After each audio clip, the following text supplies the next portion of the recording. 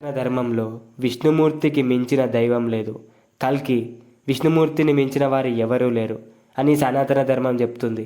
Jesus Christ విషయానికి వస్తే Christianity is a mistaken religion అని ఖురాన్ చెప్తుంది. ఈ వీడియోలో చాలా ఇంట్రెస్టింగ్ ఫ్యాక్ట్స్ ఉన్నాయి. జీసస్ ఒక మెసెంజర్ మాత్రమే, దైవదూత, దైవం కాదు. ఇస్లాంలో ఒక్కడే దేవుడు, అతనికి మించిన వారు ఎవరూ లేరు. అల్లాతో ఎవరిని కంపేర్ చేసినా అది పాపం కిందికి వస్తుంది.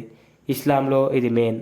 మన టాపిక్లో ఏంటంటే కల్కి అవతార్ అండ్ జీసస్ రిటర్న్ గురించి మాట్లాడదాం.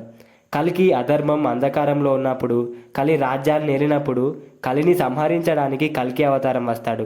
విష్ణుమూర్తి శంబాల అనే గ్రామంలో జన్మించి విద్యలన్నీ అభ్యసించి కలిని సంహరించడానికి వచ్చి సంహరిస్తాడు. ఇంకా జీసస్ క్రైస్ట్ ఒక ఇస్లాం మెసెంజర్, కానీ తనే దేవుడు అని ఒక రిలీజియన్ని స్థాపించారు.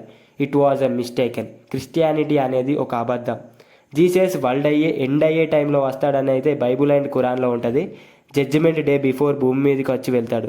టీచింగ్స్ బోధించడం, మంచి చెడుల వివరణ ఏది చేయడు.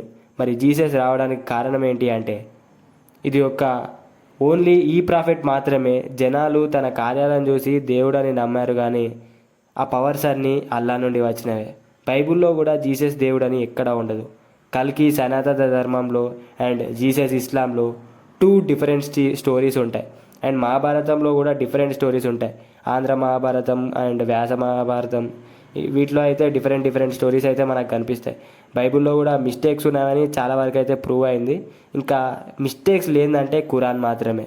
ఇందులోనే అన్నీ ఒకేలా ఉంటాయి. ఇనీషియల్ టైం నుండి ఇప్పటి వరకు దేవుడు రక్షిస్తూ ఉంటాడని నమ్మకం.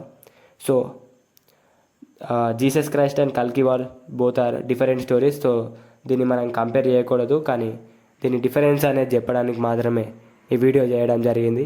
Like, share and subscribe for more.